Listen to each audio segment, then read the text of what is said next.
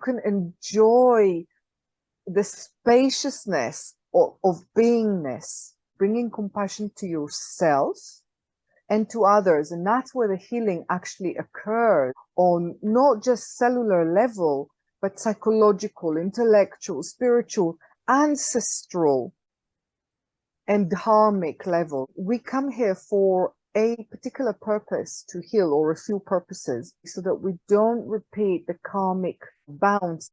We clear the pond. You can look in and it's crystal clear that everything comes up to the surface.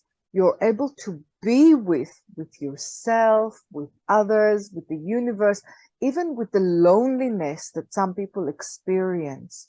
You get that actually you're inseparable from all that is. But it's a happening. It's more a visceral occurrence that you get, that you are at one with all that is. You live in that blissful state.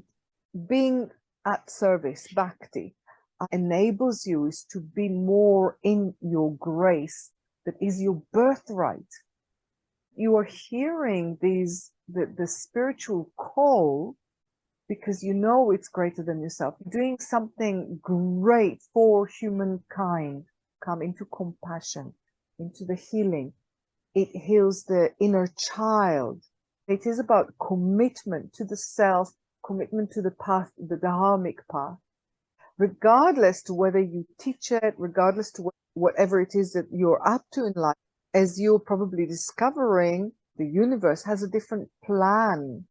While you are in this process of shedding off, sometimes with the spinning, stuff that got stuck to you sheds away. And often it comes in the form of people being shedded away, accelerates your evolution. Anything that is in our way of living our authentic soul calling will come up to the surface, because it's like we're stirring the pond and skimming the off the pond.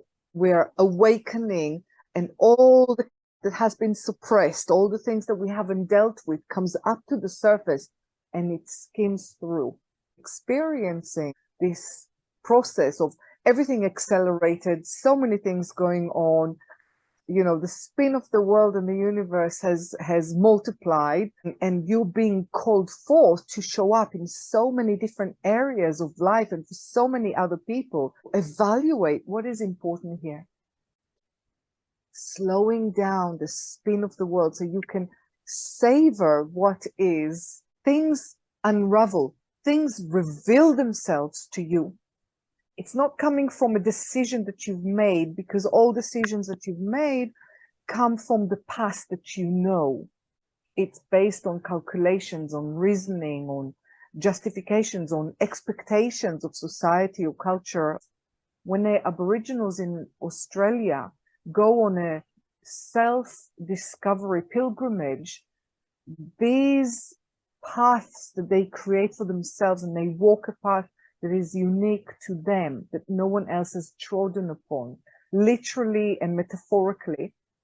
These song lines, this new path that they create, and they sing the world into being. They walk and envision the world into existence, their realities, the evolution of your psyche, your physical, even your DNA changes.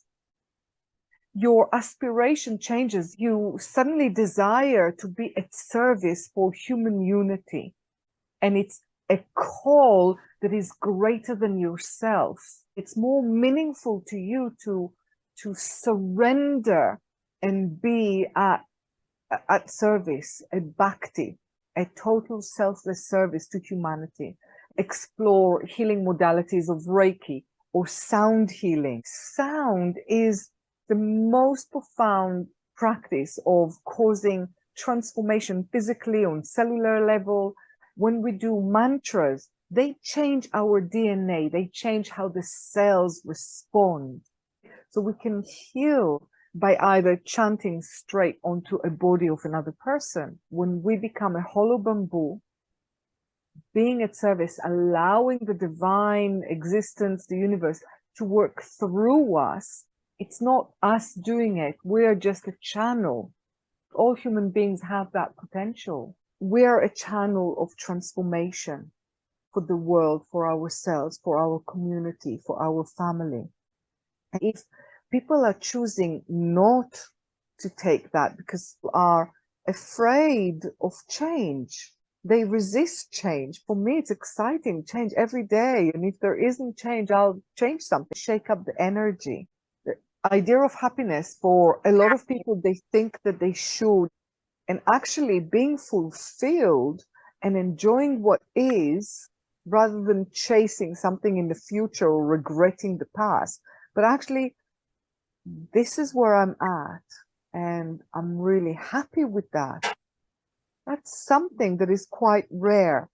And being able to facilitate transformation for so many people through your teachings, through the sound healing, through the meditations, through the Kundalini yoga, through your presence, just being there, and suddenly someone sound something to you, someone in passing, maybe on a train in India, you may have touched these people so profoundly that it shifted the course of life for them.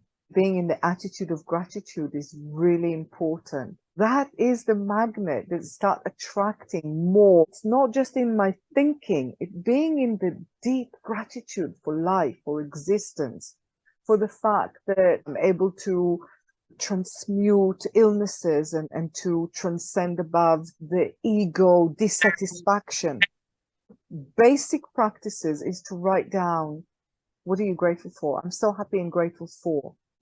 When you think attitude, suddenly you feel attitude, because the thinking impacts how we feel. The opportunities that are so endless, but they're coming to you easily and effortlessly. When we open up ourselves to miracles, they start showing up in forms of people smiling in the street, all sorts of different opportunities and different experiences.